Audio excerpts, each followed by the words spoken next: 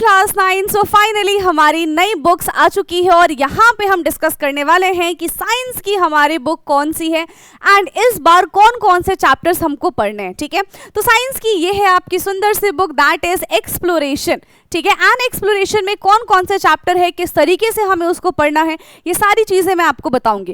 अब एक और क्वेश्चन आता है कि मैम ये बुक हमें कहाँ से मिलेगी, तो उसके लिए मैंने एक लॉन्ग वीडियो बनाया है जो ऑलमोस्ट 8 से 9 मिनट का है, आप जाके उसको जरूर देखिएगा।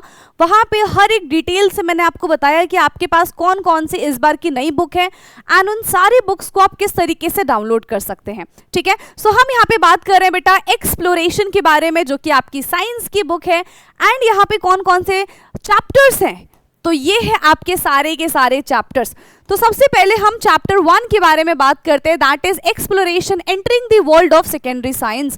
फिर उसके बाद देखो cell the building block of life. So basically already पुराने बुक में भी सेल नाम का एक चैप्टर हुआ करता था और यहाँ पे भी सेल चैप्टर है। ठीक है, फिर हम बात करते हैं टिश्यू। तो टिश्यू भी पहली बुक में था, इस बार भी आपके पास टिश्यू है।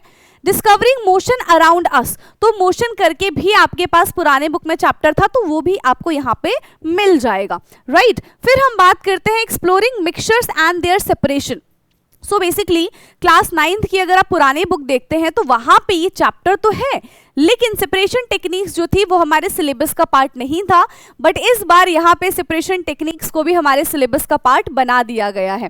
फिर आता है हाउ फोर्स एक्टिंग मोशन, तो फोर्स भी है यहाँ पे, मोशन भी है। ऑलरेडी आप फोर्स और मोशन अलग अलग पढ़ते हुए आ रहे थे। ठीक है, मतलब पढ़ते हुए आ रहे थे 9th वाले बच्चे, अब तो आप नई चीजें पढ़ेंगे। राइट, फिर है वर्क एनर्जी, तो ये पुराने बुक में भी था, लेकिन सिंपल मैकेनिक्स जो है इसको इस बार एड ऑन किया गया है।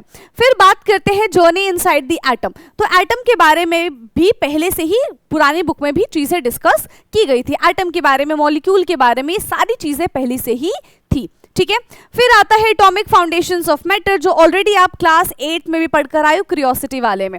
ठीक है, then sound wave characteristics and application वाला चैप्टर है। हाँ, रिप्रोडक्शन हाउ लाइफ कंटिन्यू, ये वाला चैप्टर इस बार नया एड ऑन किया गया है। ठीक है, फिर बात करते हैं pattern in life, diversity in classification, earth as a system, energy, matter and life. तो ये जो दोनों चैप्टर है ना बेटा, इट इज रिलेटेड टू, किससे रिलेटेड है, हमारे अर्थ साइंस से रिलेटेड है। तो यहाँ पे आपको फिजिक्स पढ़नी है, केमिस्ट्री पढ़नी है, बायो पढ़नी है एंड अर्थ साइंस भी पढ़नी है। बाकी कोई भी डाउट होता है तो आप मुझे कमेंट करके पूछ लीजिएगा।